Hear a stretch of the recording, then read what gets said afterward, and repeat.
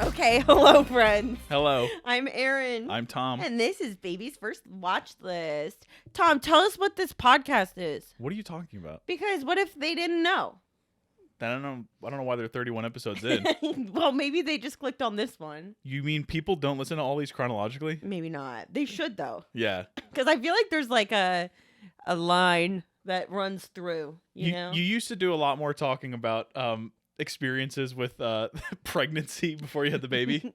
Yeah, if you go out We of had order, some pretty unhinged intros. like when I had pups. Yeah.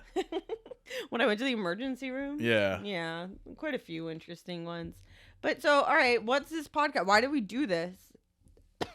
Well, it's a podcast where we talk about movies that we possibly will show our child. So far, all 31 have made the list. That's true. Will today's movie make the list? Tune in and find out. We'll find out. I don't know. I mean, but let's face it. If 8 Crazy Nights made it, if Avatar made it. Okay, it started off, we did a blog because we started watching a lot of movies in March 2020. The dark time. We had a bit more free time starting in March 2020. We actually watched 100 movies in 100 days, which is pretty cool. I think we did more than that. I know that we got at least 100 movies in 100 days.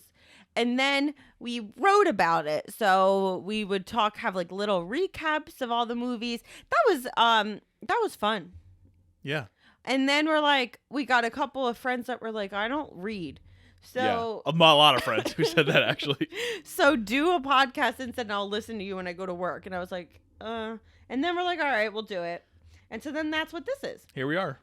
It's been a while. It's been like over 6 months.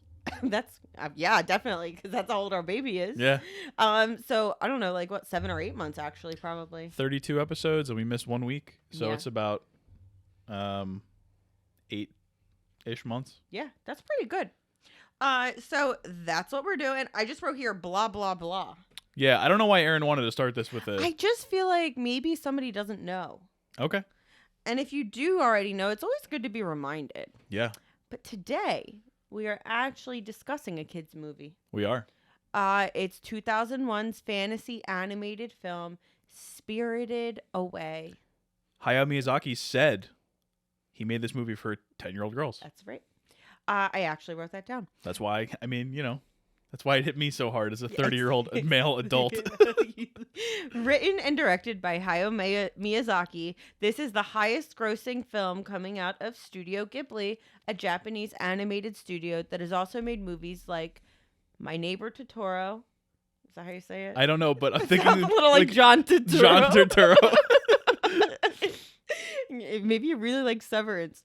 Yeah, exactly. Howl's Moving Castle and Ponyo, as well as Manon's favorite, Kiki's Delivery Service. Yeah. And some others. Porco Rosso. There's one Princess something. Mononoke? Yeah, that. I don't know if that's how you say that. That actually was very high grossing as well. So, a simple story about a girl who is thrust into a land of spirits and who strives to escape and save her trapped parents. You say simple until you get to my plot summary. Well, I didn't write the plot summary. Miyazaki first conceived Spirited Away while wanting to make a movie for and based on his friend's 10-year-old daughter and her friends. That's what you said.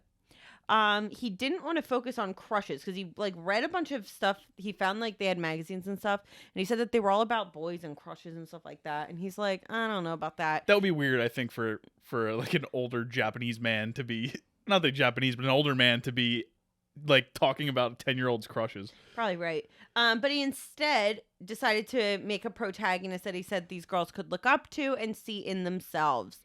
While Studio Ghibli did experiment with computer animation, Spirited Away is mostly hand-drawn. Especially each character, very specifically hand-drawn. Even that one lady's weird mole on her. What is that? Wait, what do you mean? On her forehead. Oh, yeah. I don't know. That was a little crazy.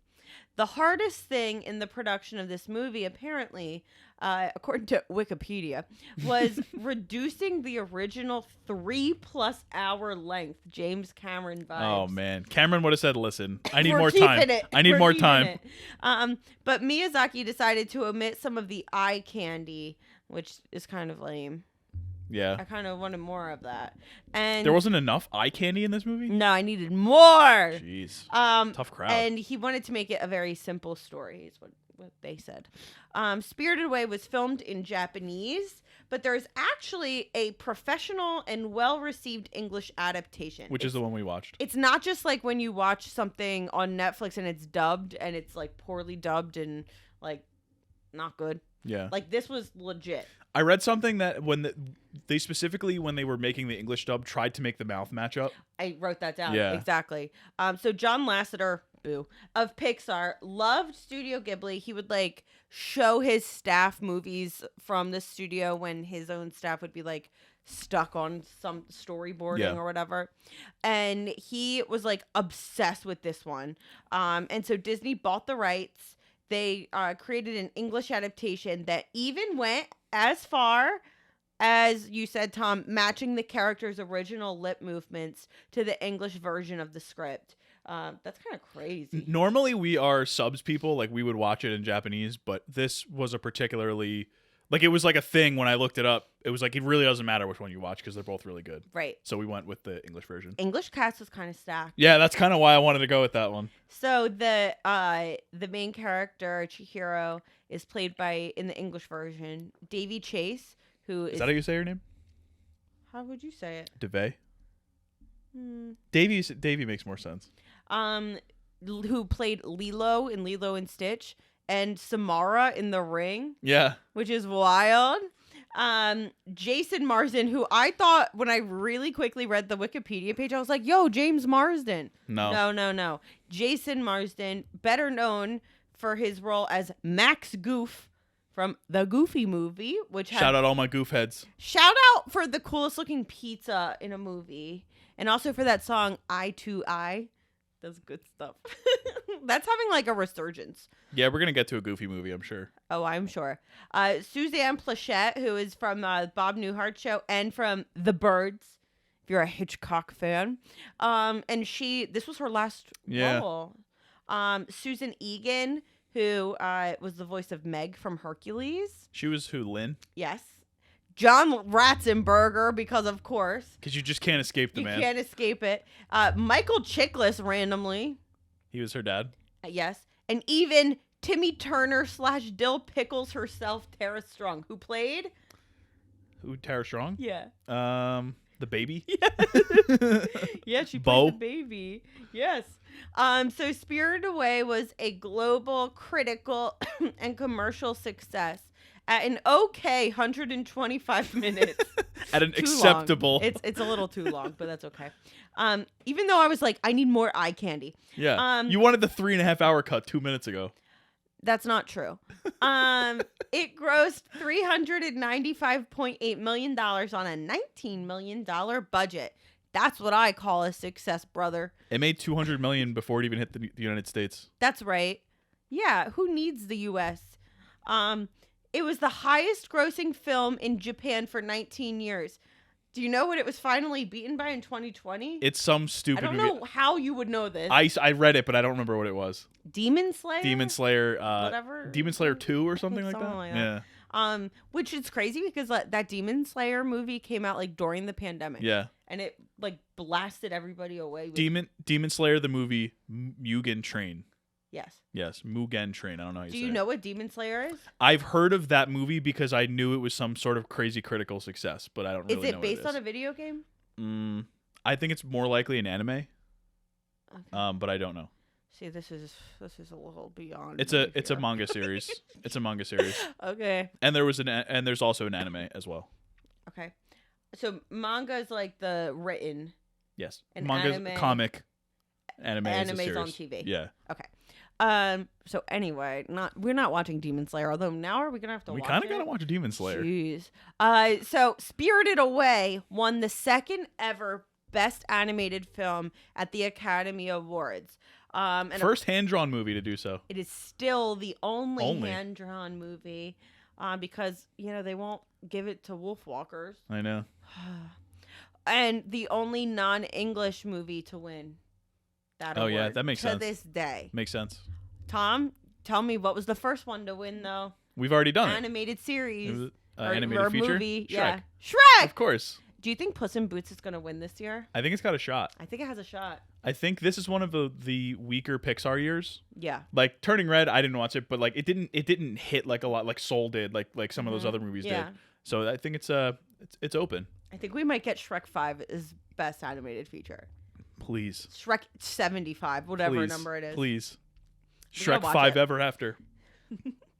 It is consistently Spirited Away, not Puss in Boots, The Last Wish, or whatever it's called, on best of movie lists. Yet. For Puss in Boots. True. Most recently, Spirited Away was number 75 on Sight and Sound's best movies of all time list. Which was 2022. Yes, it's only released once a decade, right? Yes. Once every 10 years. Mm-hmm. The only other animated movie to make that list. Oh man. One other. Is it Beauty and the Beast? No. What is it? That's a good guess though. My Neighbor Oh, Totoro. yeah. Not John My Turturro. Neighbor Turturro. No. So So he got 2 on there. yeah, he did. That's awesome. Miyazaki did, yeah. Yeah.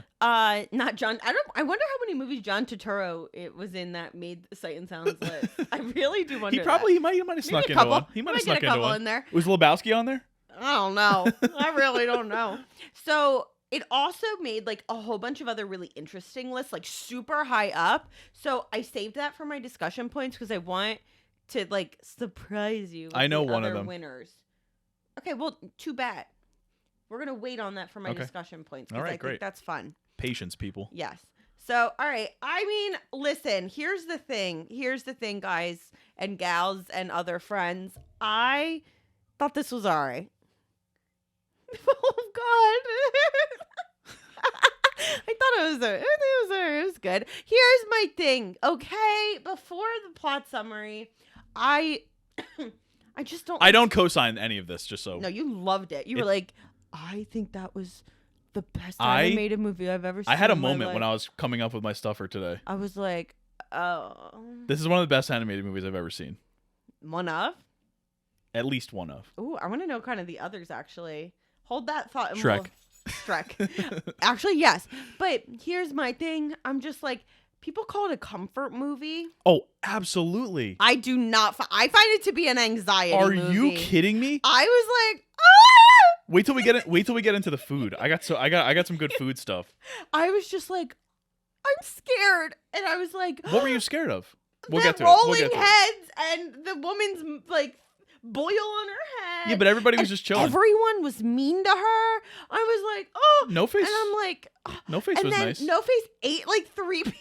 But they all lived. And then I was like, oh my God, her parents are pigs. Yeah.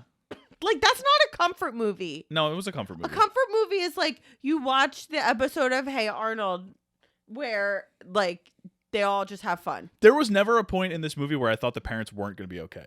I didn't know. How am I supposed to know? Because it didn't feel that way. And then the guy's haircut was so scary. Haku. Yeah. I was like, why? Okay. All right, should I do the plot summary? Yeah, don't forget to mention his haircut. All right. We open with 10-year-old Chihiro Ogino, played by Davy Chase or DeVay Chase, depending on In who the you ask. English version. In the English version. I'm going with the English cast because, as I already noted multiple times, We watched the we watched the English version. Yes. And Chihiro is with her parents traveling to their new home. Chihiro isn't super thrilled about this, especially when she notices that the bouquet of flowers that her friend had given her as a goodbye gift was wilting. Okay, this is also like, this scares me. Like, why is this a comfort movie? I'm already, think about it, you're like 10 and you're going to a new school. That's very nerve-wracking. I think it's nice. Oh my goodness. Her father decides to take a shortcut, which leads to a bumpy, decayed old road through the woods. Chihiro notices an odd old statue in the trees as they drive by. Yeah, this is real comforting. They stop the car in front of an abandoned tunnel, and the family gets out to check what is on the other side of the tunnel for some reason. Bad idea. Always a bad idea. It appears to be an empty amusement park, followed by a deserted street lined with restaurants and shops, which Chihiro's father insists on exploring over Chihiro's protests. Mm-hmm. I'm with Chihiro. Although, well, yeah, I mean, a big part of this movie, one of the big themes is intuition. Yeah. So it's like, she's like, listen, like, Can what we are not? we doing here? Although there's no one at the park, there is a seemingly empty restaurant stocked with food on the the street area, and Chihiro's parents immediately begin to gorge themselves. Chihiro continues to explore. She's like, I'm not eating that. I'm good. And she reaches an enormous bathhouse where she meets a boy named Haku with great hair, played by Jason Marsden. Not James. Not James. James Marsden has great hair. Yeah. Jason Marsden might too. I don't know. I just don't know. I don't have that information. And Haku warns Chihiro to return across the riverbed before sunset. When Chihiro heeds his advice and runs back, she sees that her parents have been transformed into pigs. The river is flooded.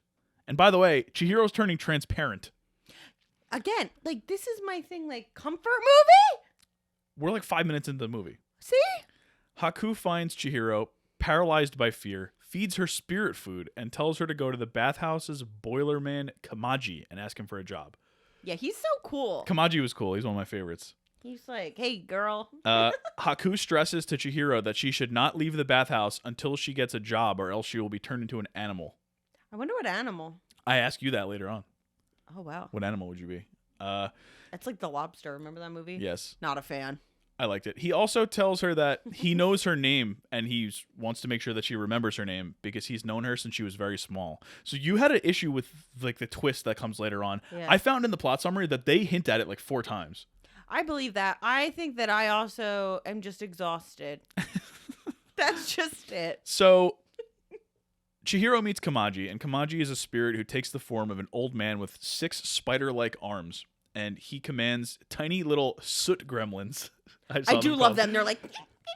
Yeah, and they assist him in his work in the boiler room. They're so cute, actually. When Chihiro asks... Well, they're actually called Susuwatari. Okay. That's what they're called, and that stands for something like soot gremlins. Obsessed. When Chihiro asks for a job, Kamaji's like, no. And he asks his worker, Lin, to bring Chihiro to Yubaba, who is the witch that runs the bathhouse. April just hit the door, and I'm not having it. Yubaba tries to frighten Chihiro away. Which would have been successful if it was me. I'd be like, all right, lady, you're like crazy. Well, she didn't want to get turned into an animal because she was heeding Haku's advice, and she just insists on getting a job at the bathhouse. I feel like Yubaba is like when you try to like zoom in on a part of a picture. She seemed like so much like closer to the camera than everybody else. She was so wide. Yeah, exactly. But she was proportionate. It's like she just was zoomed in, but nobody else was. Well, her sister was. Spoilers. Yeah, her sister was. Her sister looked. It was an identical sister. Yeah. Finally, Yubaba relents, but she changes Chihiro's name to Sen, which means 1,000. 0. Oh, 0. Chihiro means 1,000 questions. Oh, okay. Haku brings Chihiro to her parents' pig pen, and she not only realizes she doesn't know which of her pigs are her parents, but that she already can't even really remember her real name. Haku reveals that he's forgotten his real name, God knows when, and that Yubaba controls people by taking their names, and so she needs to remember her name. See, this is why I didn't change my name when I got married. He gives her some more spirit food, which comforts her a little bit, and he says that if Chihiro forgets her name like he has forgotten his, she will never be able to leave the spirit world. Can she like write it down? I didn't ever think about that. I don't know. These are the questions. Maybe there's no pens. Maybe Yeah, the pens are all out of spirit ink. pens. They're all out of ink. Yeah. Working at the bathhouse, Sen faces discrimination, and her only friends are Kamaji and Lin.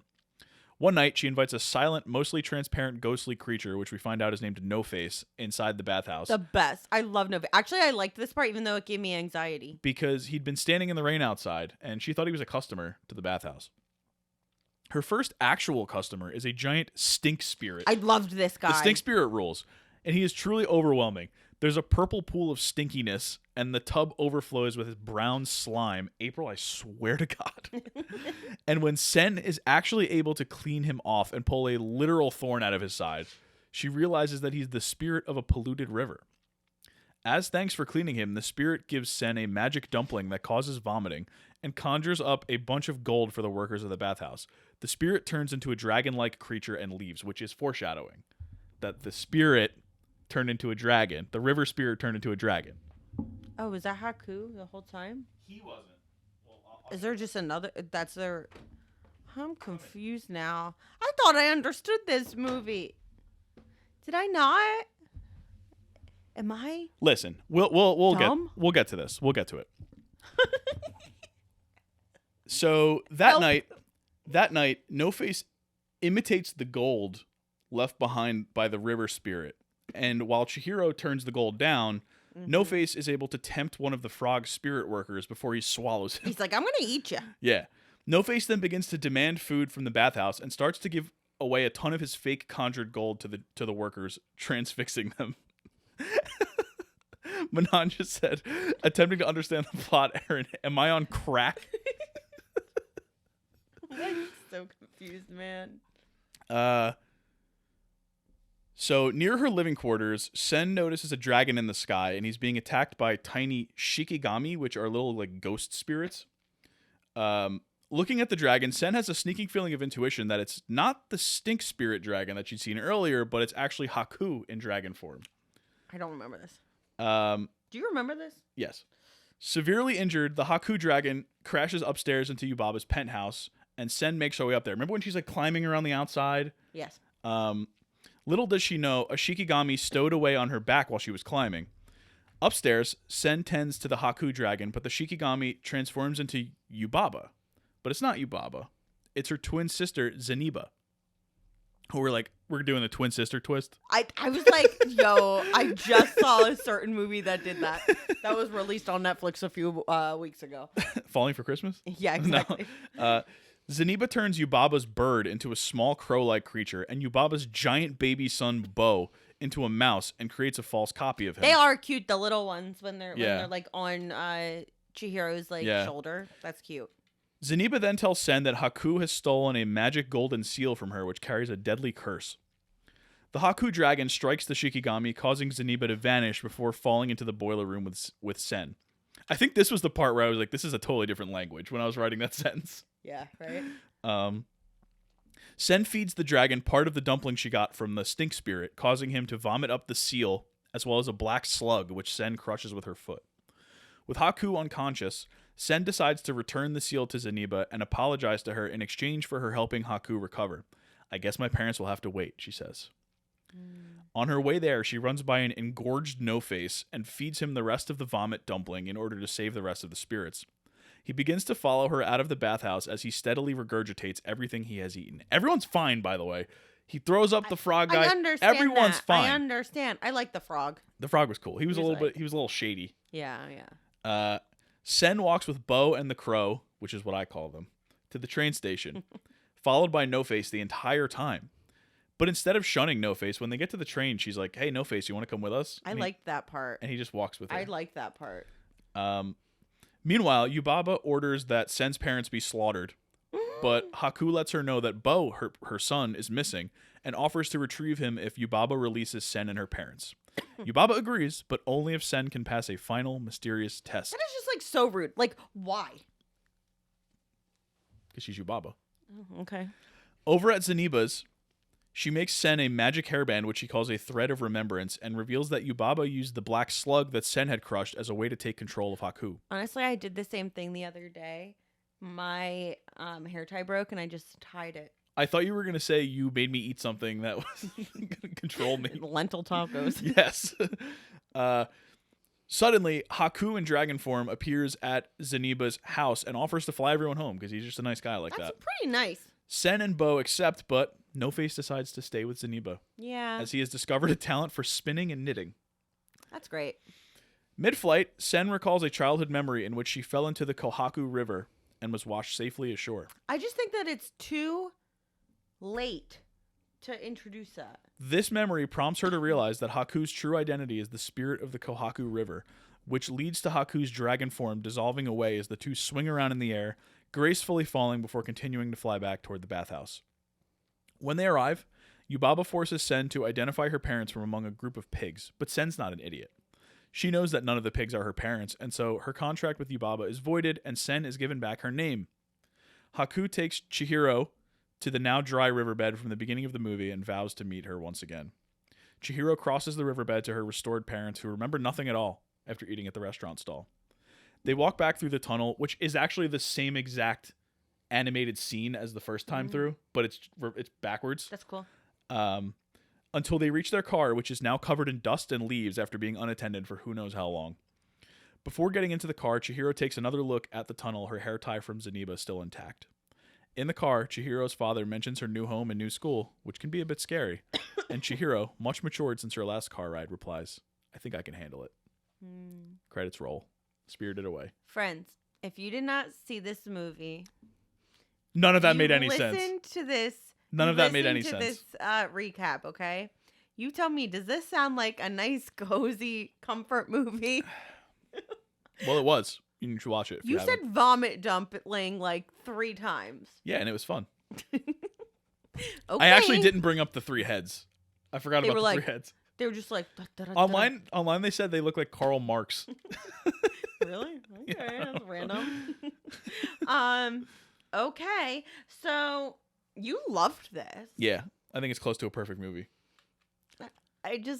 Tom, like we finally found a movie that we don't agree 100% on. I think if you give it a little while, you rewatch it, you know what to expect. I think you will like it more because on paper I didn't dislike it. No, but I think you will like it more. I think on paper this is right up your alley. There's so much food, like they're just half the movie like is them just eating like rice cakes. And then they're all just hanging out. No faces there. I was like going through it and I was like, I don't know how you didn't love this movie. Like on paper. Okay, so let's start here. You said earlier that this was one of your favorite... You got the receipts? What? Oh, I thought you were going to call me out for something. No, you said it was one of your favorite animated movies. I just want to know. Yes. What are your top 3 animated movies? Top 3. Yeah, you can include this one in there if it is. It might be. I have a nostalgia ties to Toy Story. Okay. And Toy Story 3 especially. Uh-oh. What? So are you going to put both in there? And No, I wouldn't. I would combine them into like Toy Story series. Okay. And then my other guess for you is Spider-Man Into the Spider-Verse. Yeah, that's up there. Yeah, maybe. Okay. Maybe that one. What are my favorites? Beauty and the Beast. Oh, yeah, maybe. That you said that was your favorite movie of all time. Like Yeah, when I was like 5. No. It was around the time Dog Day Afternoon was your other favorite movie of all time. First of all, no, it was Dog Day Afternoon and Top Gun. Yeah, I don't really know. Lion King. Animated movies, man, that's just not my bag. Lion King's up there for me. Yeah, I love Wolfwalkers. Recent memory, Wolfwalkers. That one. Millers versus the Machines. Mitchells. We're the Millers versus the Machines. That's like the craziest before and after on Wheel of Fortune that no one would ever get. No, I think this is up there. Okay. Good for you. It's I'm great. glad you watched it. I'm definitely going to watch more of the Studio Ghibli stuff. I said here, I wonder if there was a boost in the baby named Chihiro after this movie came out. It's a name of Japanese origin meaning 1,000 questions, which I think is very fitting for the character. Yeah. And then I looked If I was in that spirit world, I would have 1,000 questions. Right? I looked it up on Nameberry, which is a great website if you're looking for baby names. And there are actually a lot of famous people named Chihiro. But it didn't give me stats on like how many people popular it was. Yeah. So I wasn't able to see that. But I was like, oh, cool. It gave me the name. I guessed the origin was Japanese because the movie's Japanese. But I didn't realize there were so many famous people. It did say, though, that it was a popular Japanese name, especially because of the character in Spirited Away. Okay. So take that as So there's probably a lot of younger people, younger, like 20s, right, teens. Right. My first real question that I wrote down is, what would you do if you went to an abandoned theme park? I sort of did do that in, might have been in Myrtle Beach. I talked about Myrtle Beach last episode. Oh my God. Yeah, it wasn't like a theme park, but it was like an area where there were like slides and stuff. What'd you do? Go down the slides? Yeah. That's pretty cool. Yeah, it was pretty cool. I just admitted to trespassing on air. Oh, please. South Carolina police come and get me. I would play the Fat Cat game. What's the Fat Cat game? Where you have to throw the ball at the fat cats and then they fall down. Yeah. And I would win every time. I like the water gun game. Would that work? An abandoned one? Maybe if I turned it on. I don't know what the electricity was like there. That's true. Yeah. And it ended up being a bunch of like abandoned restaurants, right? In Spirited Away? Yeah. Yeah. That was pretty cool, I gotta say. Would you eat that food? No. If it was like, but what if it was like grilled cheeses? No. No, absolutely not. What if the grilled cheeses look really good? No, I wouldn't. It's abandoned. Nobody's there. Yeah, but if it was like freshly cooked grilled cheeses. I'm scared. I'm running. I don't know if that's true. I don't know if that's true. It's not true because I don't run, but I would walk away very, briskly. like very briskly. Okay, Chihiro's saying we're gonna get in trouble is my personality to a T. Again, I don't understand how this movie didn't hit with you. I also said that helper guy's haircut is little Dutch boy realness. Haku, my guy. Work. It's kid. Mowgli-esque. Yeah. Yes, serve. Yes. I said, oh, you know how there's like that really long bridge and whatever, and she has to hold her breath the whole time? Yes. Could you do that? Maybe not the whole time. I would I could because I've been practicing for years. What are you, Kate Winslet in Avatar: The Way of Water? Anytime when I was growing up, I went under the tunnel in Trenton. I held my breath the entire time because I was like, what? Like, how, like we're underwater right now. Yeah. I just like, that's so confusing. You don't get tunnels or bridges? I don't understand. Like the concept? I understand bridges because I can see it. I don't understand tunnels. Okay. So I would always hold my breath. So I'm pretty good at that, I gotta say.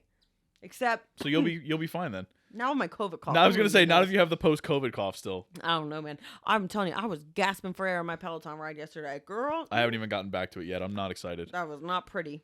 Okay. So you know how I said that this movie's on like a bunch of lists, right? Yeah. It was number 2 on the New York Times. That's the one I saw. 25 best movies of the 21st century so far list, which is the strangest list I've read ranking movies. Really? I didn't actually look at the full list. Okay. So I just picked What year was it? I don't know. Okay. But I think it was like April. probably 2016 or 2017 or something. Okay. These are the ones that we've seen. Now, again, the 25 best movies of the 21st century. Is Mr. Turner on this list? I didn't write Mr. Turner down, so no, I don't think so. Because I would have put that in all caps. All right. So again, these are what the New York Times back a few years ago said were the best movies that came out this century so far. These are the ones we've seen. 25 was The 40-Year-Old Virgin. Okay. 24, we didn't see it, but Eternal Sunshine of the Spotless Mind. Well, I mean, we kind of watched it, and then I fell asleep. With 40-Year-Old Virgin, it was the heat of the moment, so they had to put it on there. 20, Moonlight. Okay, that was what I was going to say was up. 19 was Mad Max Fury Road. Mm-hmm. 11 was Inside Llewyn Davis. Oh, wow, that's pretty high. Yeah. It's a good movie, though. 10, The Hurt Locker. 8. Well, listen, I'm happy Jeremy Renner's recovering, though. Shout out to our boy. It's Ren's Day all day, baby. Yes. Happy Ren's Day. He was seriously injured. He's fine. He's not fine. He's better. He's improving. I wouldn't have said it otherwise, Tom. No, I know. 8, Boyhood. This next one threw me for a loop, man. 7, Inside Out. What? Well, Inside Out. I remember hearing that Inside Out was like very, very, very, very, very big buzz for Best Picture the year it came out. It did not ultimately get nominated. This next one was even more confounding. Number 3, $1 Million Baby. People love it. The 3rd best movie of the century. People love it. ... So far. I haven't seen that movie. All right. Number 2 was Crash. No. Okay. Number 2 was Spirited Away, and number 1 you've seen, but I haven't. Shrek the Third. No, There Will Be Blood. I have not seen There Will Be Blood. Oh. I fell asleep like 4 times watching There Will Be Blood when I was sick my freshman year of college. I restarted it every night, 4 nights in a row, and I fell asleep every time. I drink your milkshake. Yeah, eventually I'll get to see that line. We will watch it, and I'm sure we'll love it. Yes. But yeah, that... You may not love it. It's pretty long. But isn't it PTA? It is. Love Paul Thomas Anderson, baby. Love Parent Teacher Association. Love the PTA. Shout out public schools. I just find that list to be strange. It is strange. I'm not a list. Okay, ready? Here's my stance on lists. I love them. Oh, I'm all about it. I love lists. I like hot takes. I like to debate lists, but I don't actually care about lists. Here's my thing. I don't hate on lists. I think that that composer was amazing. I was thinking the same thing. So I think it's Listomania out here. I think that lists are awesome. I think that everyone is entitled to their own opinion, and I hate when people hate on the list contents. What's your favorite list? What is my favorite list? My God, I need to think about that. You can't just ask hard questions like that. What's my favorite list? Give me time. I'll come up with I one. got one. The only one I can think of in my head is not one I'm going to say. Oh, okay. All right, listen. I like any list that Peter Genovese from NJ.com puts out. Oh my God. Because it's always he has wild takes. It'll be like, these are the best cheesesteaks in New Jersey. And pick one that like no one's ever heard of as number one. Nick Pelosi is screaming right now. People get so mad. I'm not listen, and this is the best part of it. I don't subscribe to NJ.com. I have not read a Peter Genovese list in years because they're always like locked. I try every time. Because his content is so wanted and needed that they got to lock it behind the paywall. If you go to NJ.com on Instagram and you click on anything that it's like, these are the 25 best whatever, and they'll give you like some examples of what's on the list through the Instagram pictures. The comments are always unhinged. Absolutely unhinged. People are like, why didn't you put this place from Nutley? Like let Peter Genovese do his thing, bro. Stevie's Pizza hasn't been good since 1988. Exactly. So finding Francesca, who is an Instagram influencer I follow. She's like from New Jersey and I'm obsessed with her. She has like the thickest North Jersey accent. She'll be like, are you looking for a date night in Newark, New Jersey? If you are, then you should go to this place. I went with my boyfriend and he bought me this steak and it was really good. Follow me. What is Finding that? Francesca. So she's doing a thing now where she's looking up the best Italian American restaurants in New Jersey. Okay. And she's like, as an Italian, eggplant here. She said, I hate Italian American restaurants. I think there's no texture and the flavor all tastes the same. I don't think that's, listen, it might be a hot take. I don't think that's necessarily incorrect. I actually think that that's a hot take. Like, It is definitely a hot. Actually, it's definitely Francesca. a hot take for somebody that has that accent. Yeah. So the comments, she was like, "So tell me what your favorite Italian American restaurant is, or Italian restaurant is in New Jersey." And like all the people are like, "This is the best." Underneath, it's like, "That one sucks. This one's the best." And I love the unhingedness of that. But also, I'm like, let people like things. Yeah. You know what I mean? Yeah. That's my thing. I like lists. So Peter Genovese, shout out to Peter Genovese of NJ.com. And Finding Francesca, too. We love you, Finding Francesca. Except we can't tag her in like a clip of that because I don't want to make fun of her accent.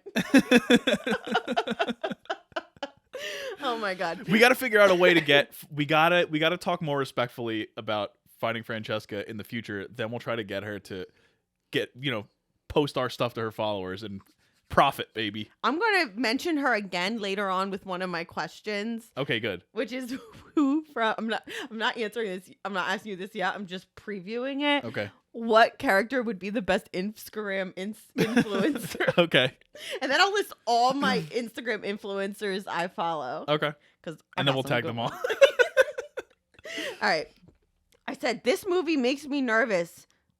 I wrote that while watching. I said, I want more chill vibes, especially because it's some of the most beautiful animation I've ever seen. Sort of makes Pixar stuff look gross. It does. I said, I think I just don't like how everyone is mean to her.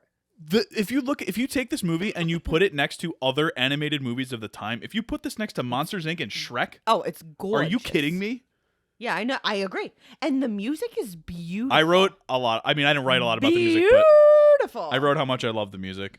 Like, I might even like it more than I like my two college, like early post-college, soundtracks that I listened to. 500 Days of Summer? No, Tom. Theory of Everything. Okay. And Pride and Prejudice 2005. Okay. Matthew McFadden. This one, just as good. Yeah. Yeah, Matthew McFadden. I actually wrote this will go in my rotation for sure. So great. If the whole movie was just her and No Face and the two little guys on her shoulder. A lot of the movie is that. On the subway. What is it, a train? Yeah. On the train. A lot of the and movie it's just is like stuff like that. La, la, la, la, la, la. I'm to be like, yeah. What about when they were flying on the dragon? Like, No, I don't like that. I don't need a dragon. Oh my god. I don't need a dragon. I want public transportation. I want ghosts and mini fun friends on public transportation. Well, you got it. And I got it. Listen, I want that for 3 hours. Now, okay, I have a related question to that. I know I'm gonna jump in here. Would you forgive No Face so quickly? Yeah. Okay. He's cute. He tried to he ate a bunch of spirits. They lived. He was stalking her. Yeah, but he's cute. And then she was like, "Hey, just come on the train." Is he a metaphor? Well, I think that he is a spirit that probably was lost. Is he vibes? Like her vibes? He maybe, but like he's a lonely little spirit, and he clearly didn't have enough spirit food, so he was turning transparent. And then that's why he was eating everybody, because he wanted to get that full form and energy back. Oh. But so they all were people.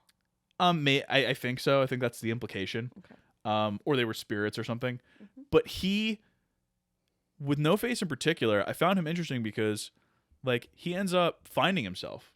Like, yeah, he ends up staying with Yababa's he's sister. not really he's not eating that's not him. He likes knitting. He does. Well, okay, so I have something about him that's a little bit So my trivia. No Face is my king. So I part of my trivia was that he greatly resembles a silkworm, which is an important figure in Japanese culture. Mm-hmm.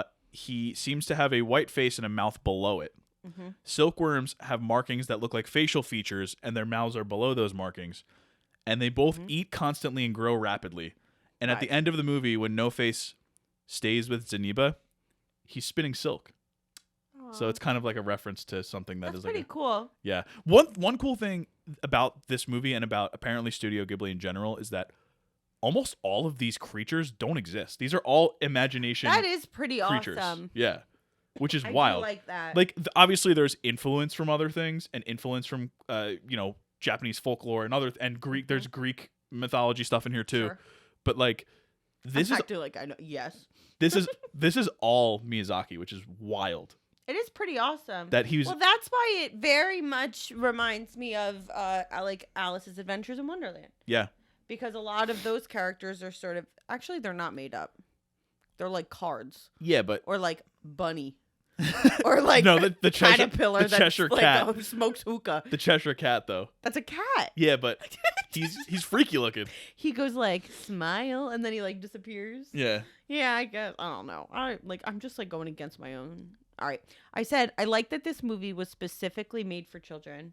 Yeah. That's cool. I feel like You don't really get that anymore. listen, this is my belief as well. Full of hot takes today. I believe that too many movies now are made with too many wink nudges to adults. Where it's like, oh, it's great for adults too because there's like adult jokes in it that like only the parents get. Well, and it's also I don't need that in every movie. it's also because we're at a point where people who grew up in like the real big boom of animated movies are now adults. Yeah. And listen, It's like video games. It's I like get like that. video games are now catered towards adults because when video games blew up, those kids are now adults. I just don't see a problem with movies that are specifically made for children. Of course. And we don't have a ton of those. Yeah, well, Roger Ebert, I'm going to get obviously to more of him later, but he said that this movie plays so wonderfully for everybody because it's specific. The audience is specific. He said Right. movies made for everybody are actually for nobody in particular. That's right. And movies about specific characters in a detailed world are spellbinding because they make no attempt to cater to us. They're defiantly, triumphantly themselves. Yeah.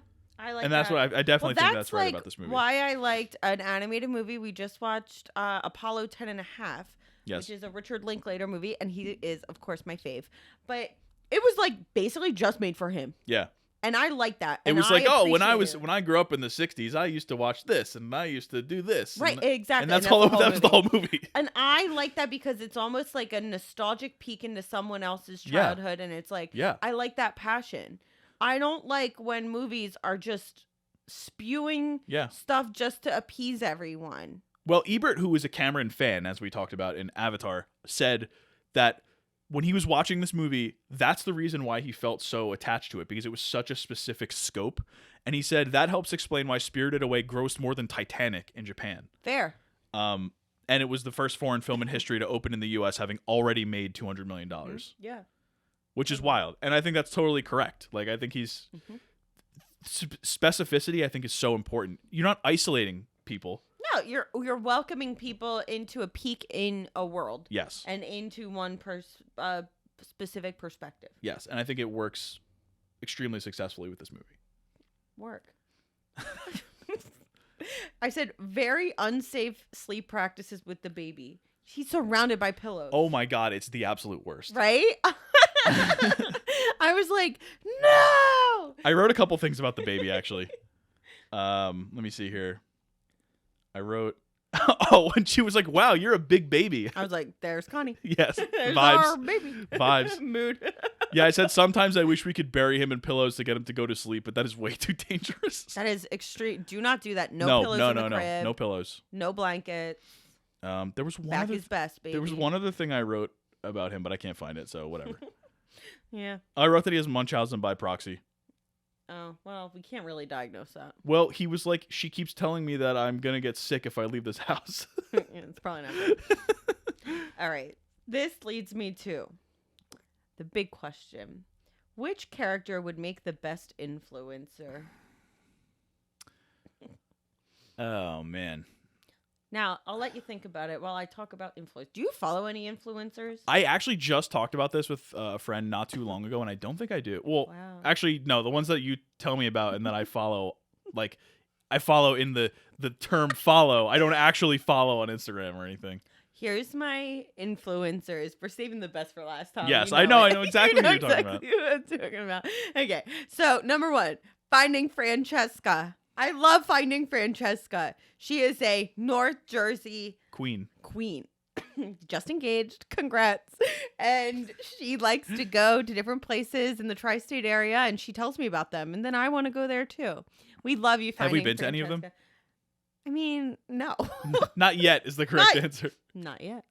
I also follow Bethany Vinton. She is the best Disney influencer. She has amazing content, and she also is from New Jersey, and she once answered my DM about being from New Jersey. Love. I also follow That Relatable Jew. She's wonderful, and she teaches me all about Judaism, and she just graduated from college. Congrats. Queen. I also follow someone I'm not going to talk about because we know someone that knows her. So yes. And then my favorite influencers, the Doggerty Dozen. Love them. They're a family of 14, and they're wild, bro. They are wild. They if it's one of their kids' birthdays, they let them choose what Deshaun's birthday was insane. Deshaun, for his birthday, he had McDonald's for breakfast, he had McDonald's for lunch, and he finished the day with McDonald's for dinner. And darned if Alicia Doherty did not say, we did that. I send Tom Doherty Dozen Instagram reels. I don't know. They just bought their one son James. the other day. Not only did they buy him an entire gaming setup with a desk, they bought him a car. Nissan Altima. At 16. Yeah, he said this car's amazing. He said it, and it is. And it is. Good It's for him. amazing. She went to Target and bought a humongous bow to put on his Nissan Altima. Anyway, the best Spirited Away influencer has to be Yubaba. Why? Look at her. Listen. She's zoomed in on. Well, here's one of my questions. What do you think of Yubaba's style? Is it chic? Is it iconic? Is it too gaudy? But I wrote all caps, she ate. Oh my God, you did not. I did. Yubaba ate? Yubaba ate.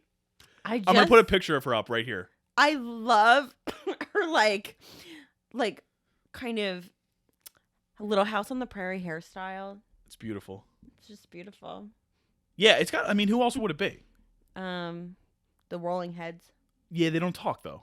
You don't have to talk to be an influencer. No Face then. Oh yeah, No Face would. Yeah.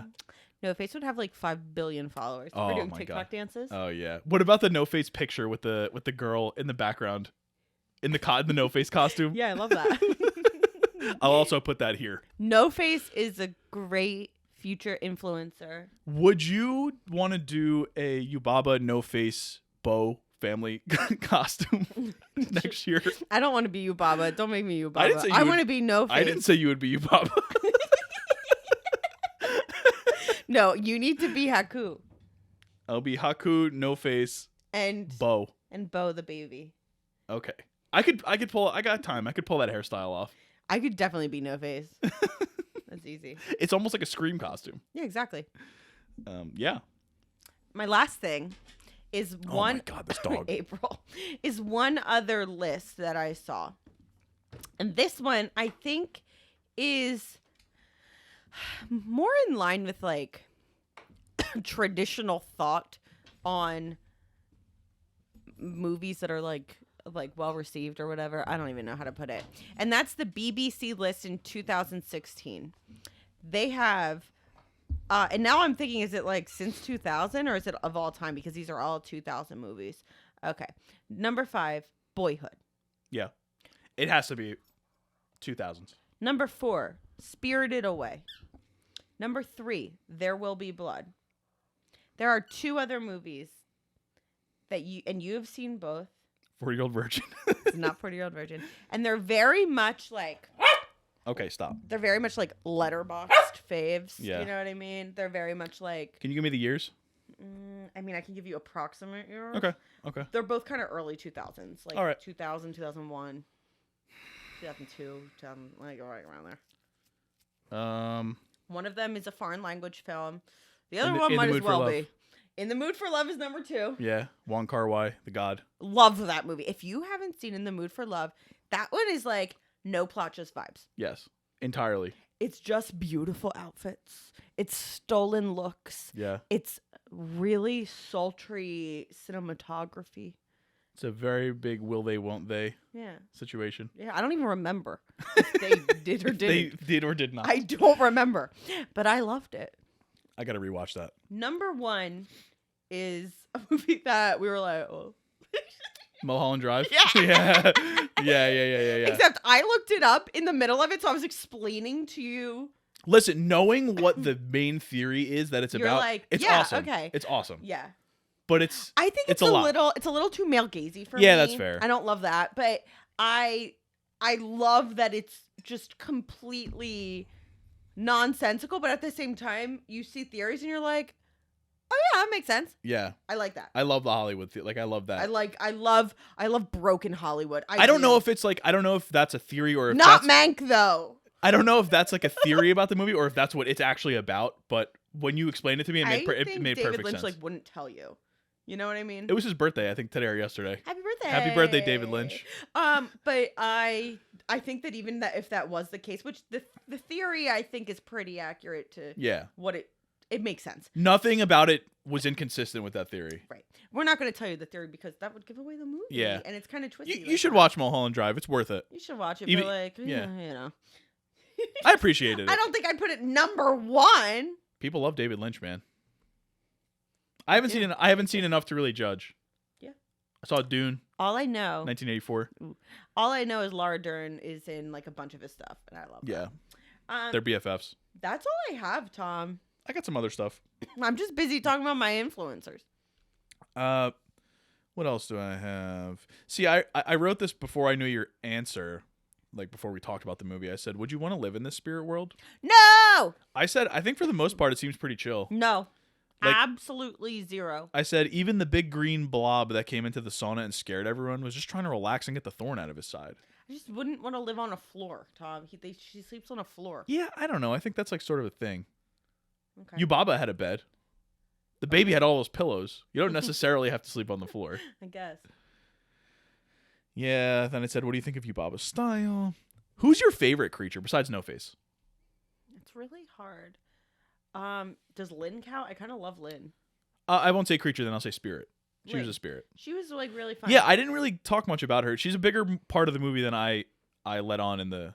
Lynn is plot like a summary. helper, who at first is kind of like, I'm not gonna help you. Yeah. And then she's like, come on, girl. Yeah. She's like very, actually, Meg from Hercules in personality, which Yeah. is the same voice actress in the English version. Yeah. So I like her. She's got sass, you know? Yeah, she was cool. She looks out for our hero, Chihiro.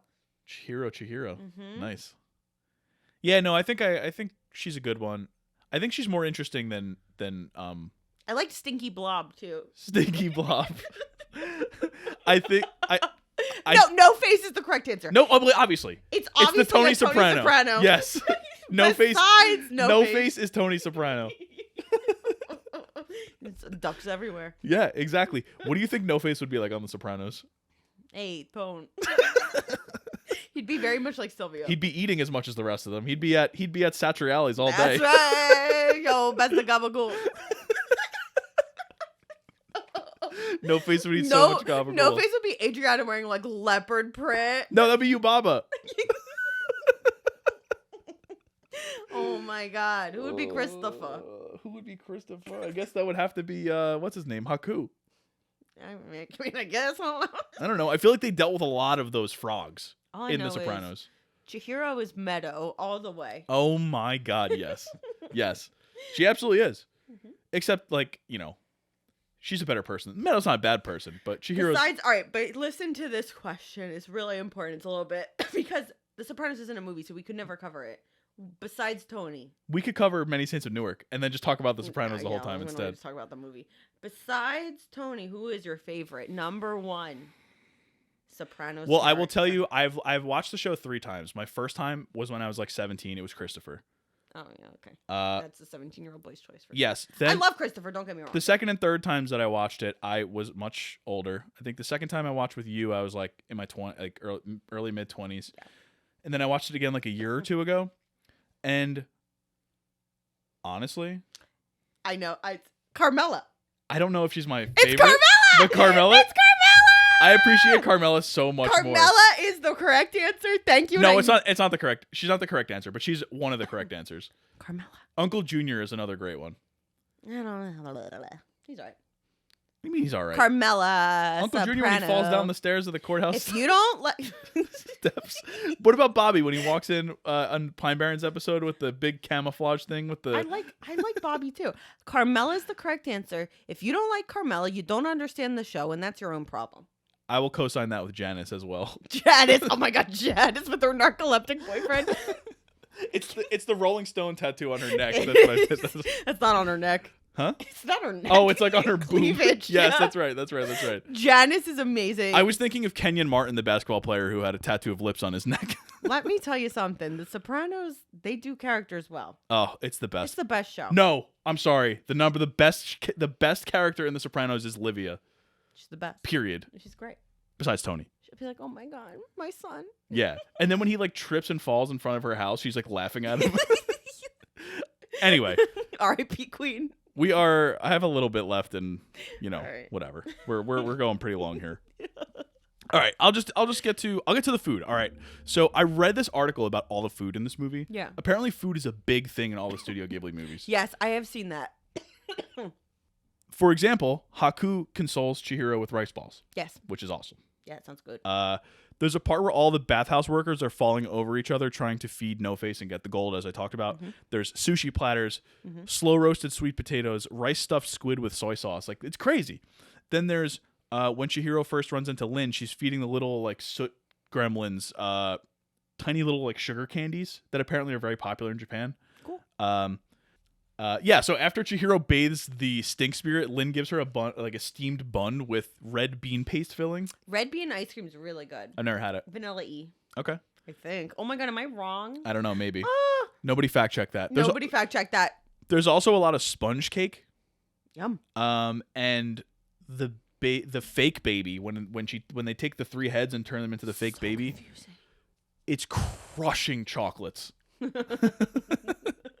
When Yubaba's talking about like when they're like, oh, we got to get her, she ran away, whatever. And finally, the one that they're also Chihiro and Lin were just eating dumplings and staring out at the water. So I don't know what like that. I don't know what you were talking about when you said they weren't hanging out. Like half the movie is them hanging out. And finally, I just don't believe it. Listen, at what's her name, Zeniba's house, they're eating cheesecake and coffee. That's sweet. Come on. I like all that stuff, Tom. Yeah, this is all great stuff. Do I love this movie? There's so much good food in this movie. Good looking food, anyway. I don't know how it tastes.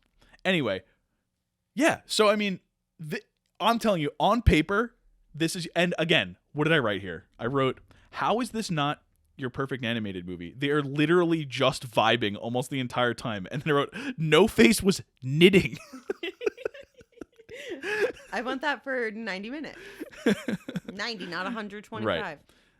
Yeah, so I'm going to hop over to the Roger Ebert review. Okay. I wrote that I had a visceral reaction reading his review. It was such a good review. It always is. We got to watch his movie. Documentary, yeah. Yeah. I don't know what it is about this movie, and I think it's going to take repeated viewings, but it really hit me. That's beautiful. It's like Banshees of Inisherin for me. Ebert, just keep thinking about it. It's so good. So good. We're going to get to that hopefully tomorrow by the time this episode airs. I'm so excited. Okay. We're going to do an Oscars ep, but we'll talk about that. Oh, yeah. He gave it a 4 out of 4, as he gave Grizzly Man and Avatar, our previous 2 movies. We're killing it. We're on a hot streak with Ebert films. Love. I took a lot of excerpts here, so I'm going to kind of try and jump around with it instead of just going through all of it. He talks about the story, and he says, has any film ever contained more different kinds of beings that we have never seen anywhere before? I gotta think about that. Oh, wait, but Tom, I thought about my favorite list. Okay. Vines. Best Vines. Oh, Vine compilations and stuff? Vine compilations. Oh my God, absolutely. People, seriously, every, I don't know, 6 months, just, one night, just watch, 2 hours of Vine compilations. Yeah. You have to. Yeah. You have to every now and then. It's just a rite of passage. It's life. That's life. What's your favorite Vine? I like the Staples. Staples, the Dick's Sporting Goods one. That's good. Oh, I like that one too. I also like the kid that gets hit with the ball goes, ah! Yeah, the kid who looks like a little Rob Gronkowski. Yeah, I like him. Yeah, so Ebert, he talks about, so after they get off the train, they're in the middle of a swamp heading to Zneba's house, and there's a light is approaching, and it's like a little lamp. Yeah. And it's sort of hopping towards them on one foot. Yeah. And he says it bows to them, turns, and lights the way on the path they must take. When they arrive at a cottage, it dutifully hangs itself above the gate. The living light pole is not necessary. It is a gift from Miyazaki. It's a gift. And it's also it has to be a Pixar reference, right? I mean, the hopping light. Where they were friends, right? Yeah. Yeah. Ratzenberger's in the movie. Yeah. We talked about that part. He said that he was fortunate to meet Miyazaki at the 2002 Toronto Film Festival. He talks about the gratuitous motion in his films. Instead of every movement being dictated by the story, sometimes people will just sit for a moment or sigh or gaze at a running stream or do something extra, not to advance the story, but only to give the sense of time and place and who they are. And humanity. And Miyazaki said, we have a word for that in Japanese. It's called ma, emptiness. It's there intentionally. He clapped his hands 3 or 4 times. The time in between my clapping is ma. If you just have nonstop action with no breathing space at all, it's just busyness.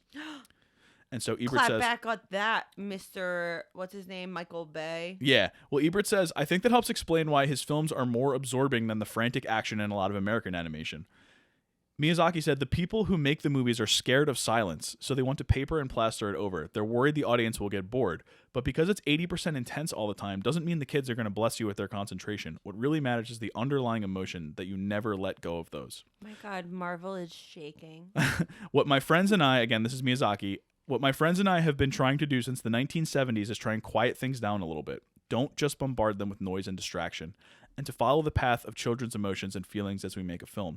If you stay true to joy and astonishment and empathy, you don't have to have violence and you don't have to have action. They'll follow you. This is our principle. Is that kind of like the rock scene in Everything Everywhere All at Once?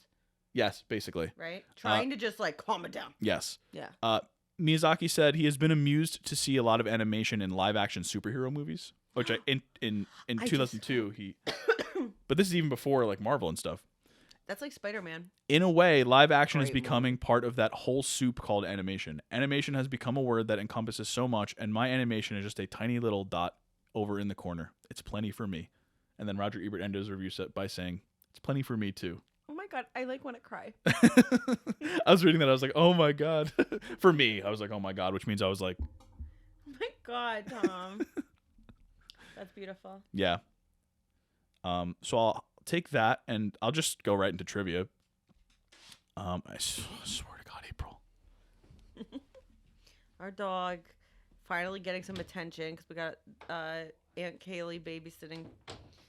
So she's like, listen, I gotta do my due Gotta diligence. pay my going respects to both around. sides. Yep. Did you know this movie wasn't made with a script and that he doesn't use scripts? I didn't know that. It's very Curb Your Enthusiasm. Well, I'll tell you what. When I was watching this movie and I was like, I think I might have said this to you, but I definitely wrote it down. Basically, that like it felt as if it was going from scene to scene and like building more into the bathhouse without like any reference to what was coming next. So Yeah. when I read that, I was like, that is what it was doing because you that go. was how it was written. It was just this goes into the next thing, into the next thing, into the next thing. Imagine if Larry David just showed up. Oh my God, Larry David would be a great spirit. He would be a malevolent spirit. Yeah, exactly. Make him more chaotic. He would be a terrible bathhouse customer. He said, I don't have the story finished and ready when we start work on a film. I usually don't have the time. So the story develops when I start drawing storyboards. The production starts very soon thereafter while the storyboards are still developing. He doesn't know where the plot is going and he lets it happen organically. Quote, it's not me who makes the film makes itself and I have no choice but to follow. Wow. Which I think that's a great way of, like, people talk about writing like that. Like George R.R. Martin has talked about that, where he says, I have my characters and where they go, they go. Like, it has to make sense, but where I think this person's going to take this next step is where they go. It's not pre-planned out before then or anything like that. This is just the hyper extreme of that. That's wild. Where he doesn't actually even write anything. When people say stuff like that, I just realize how not talented I I am. realize how not an artist I am. I'm here with this outline. I'm freaking reading off my phone. Like, this guy's like creating these worlds and just drawing them, and now they're on screen. Yeah. Yeah, so the beginning of the title is a play in Japanese is a play on words. So sen-tu means thousand and, but if read as one word, sento means bathhouse, which is the setting, obviously. Cool. The song over the closing credits was intended for a film that he never made, that was supposed to come out previous, and he played it relentlessly while making this movie, and so he decided to make it the end credit song. Nice. So like, if I don't know if you have a song that you were like that you listen to constantly over and over again that like helps you, even in college, like get to work, like you do that and then that's your end credits. I think that's a pretty cool thing. The Whopper song on the commercials. Oh, Whopper, Whopper, Whopper, Whopper, Whopper. Whopper. BK, have it your way.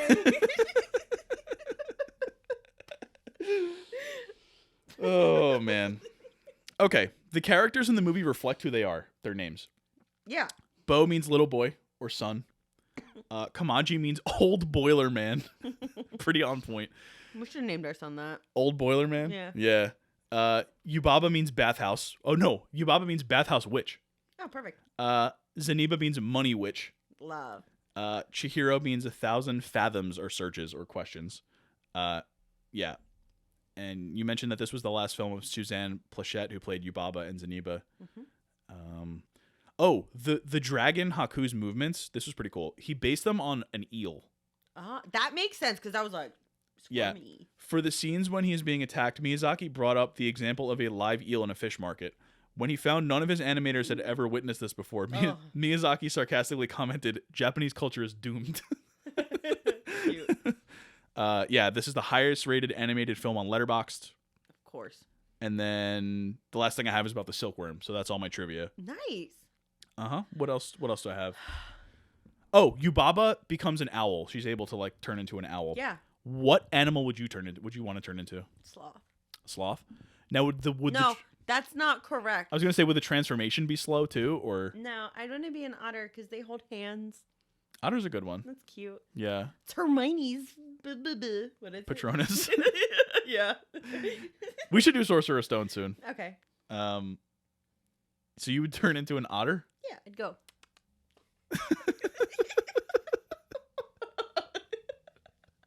Would you be able to talk, or you would just?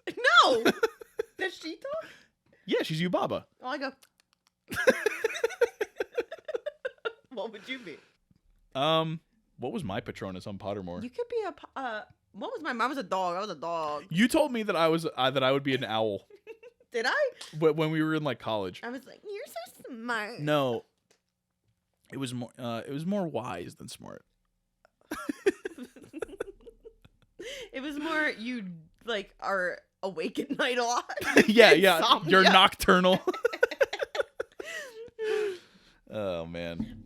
Okay, wait. This is actually really funny. So, one of my sister's friends in high school said to like the joke. All right, so you say like someone like said something about you, and then you say like, or no, you said like someone said you're an owl, and then the person was like, who? Yeah. Okay, so my one friend said it to my sister, and she's like, someone said you were an owl, and she goes, who?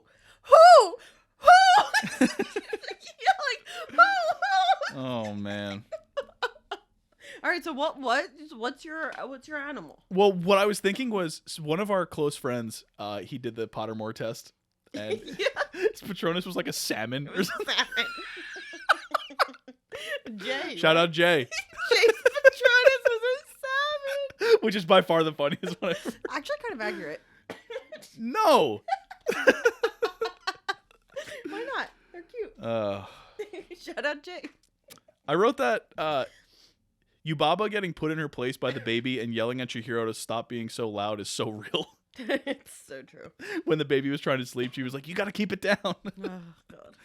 Yubaba also. Wait, you didn't tell me what your Patronus or what your animal would be. Yeah, I said an owl. Whatever. Okay. A squirrel. Okay. I would be a squirrel. Bushy tail. Yeah. Bright eyed. April loves squirrels. Okay. Keith. Yubaba reminds me of the old dean of my law school. A queen? Yes, exactly. She's not the dean anymore. Okay. Listen, I don't know. She, none of my business. She was sort of, for some reason, in charge of everything, like top to bottom.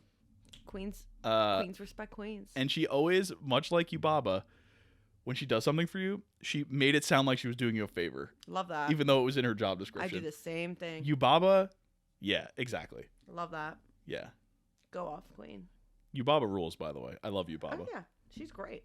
I think that might be all I've got. I very much relate with you, Baba, because sometimes you just gotta be put in your place. That was me. Oh, I also wrote, let us not forget that Chihiro got 3 people eaten. They lived. Yeah, I wrote that before I found out they lived. I wrote that No Face gives off the Pan's Labyrinth guy vibes. Well, and that makes sense because Guillermo del Toro really... He was a fan. Really loved big this fan. movie. He like introduced Miyazaki at like some festival one time, and he did like a whole big thing about him. Yep. The train ride and the accompanying score is the chillest arrangement of all time. Loved it. I loved it. I also wrote that this is my last comment. I love the twin relationship. LMAO. LMAO. Zaniba called Yubaba tacky. That's the perfect word for like a twin to describe That's another great. twin. I love it. Oh man, I think that's all I've got. Good way to end it. Yeah, tacky. Tacky. Yeah, I love this movie. Does it make Baby's First Watch List? Yeah. Of course it does. Of course. It's the best. What are your takeaways? Fine. Got none? Let the heads roll, baby. Yeah. Okay. Just like, here's my takeaway. Okay, so my big takeaway is this. Follow what you think you feel. Okay. It's basically like Jewel says. Follow your heart, your intuition. It will lead you in the right direction. Also, like, it's not, who does listen to your heart? Listen to your heart. Like Cascada. I thought it was Cascada, but I'm not sure. Frat basement vibes. I wrote, when you start to get old enough, sometimes you can start to handle things on your own because you're able to. Yeah. And it feels good to be able to solve problems. Yeah. Also, be empathetic and don't judge people by your first interaction. There's so much more to No Face than his greed. Mm-hmm. He was a hungry, lonely spirit that just wanted to be accepted and returned to a revitalized spiritual form. Just wants to knit. He let things get out of control, but Chihiro recognized his needs and used her intuition to really help him along and help him find his space. She didn't have to let him on the train. No. But she was like, you know what? I think this is the right move for this person at this time. That's nice. And it was. Good. Sometimes people need help and they're not going to tell you they need help. Mm. You're looking at me with like intention there. No, well, I mean, it's a serious thing. It is a serious thing. And so I think that's a lesson to keep in mind for when you meet somebody who's might rub you the wrong way at first. Annoying. Might eat a bunch of people, but, you know, I'm not going to make the Army Hammer reference. I'm just not going to do it. Okay. Yeah, so those are my takeaways for I like that. Spirited Away. All right, I guess I liked it. Yeah. I think in a few months we'll put it on again. I think you'll like it more. What? All right, whatever. We'll redo the podcast now.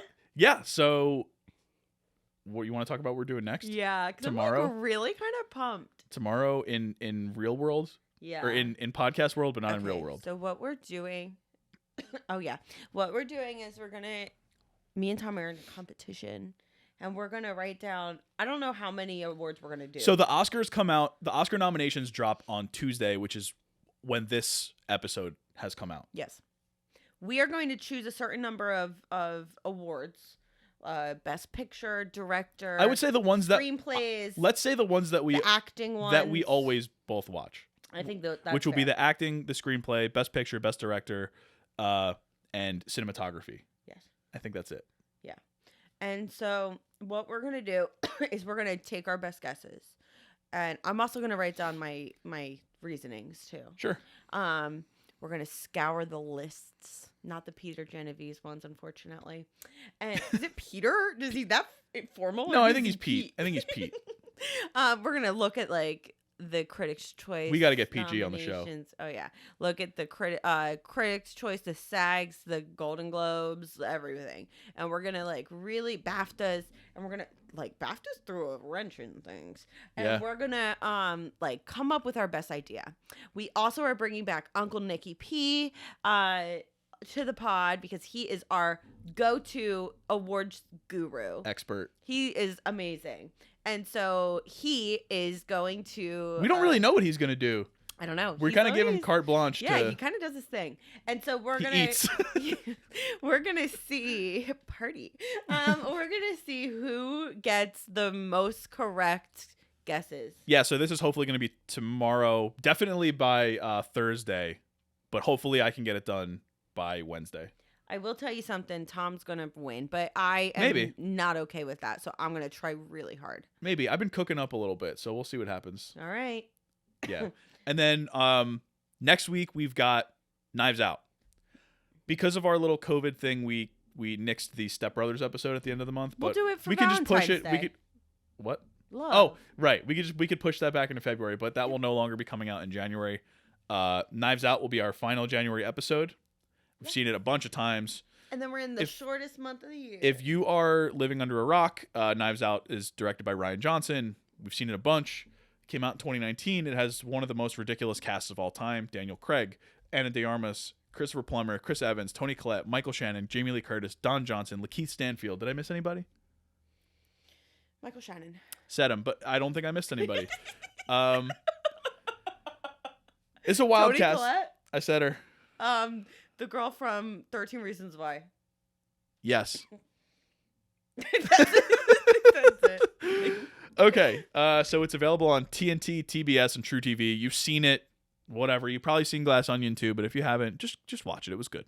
As always, rate, review, subscribe, follow, and tune back in tomorrow or Thursday. Hopefully tomorrow. And that's pretty much it. Let's spirit away. Bye.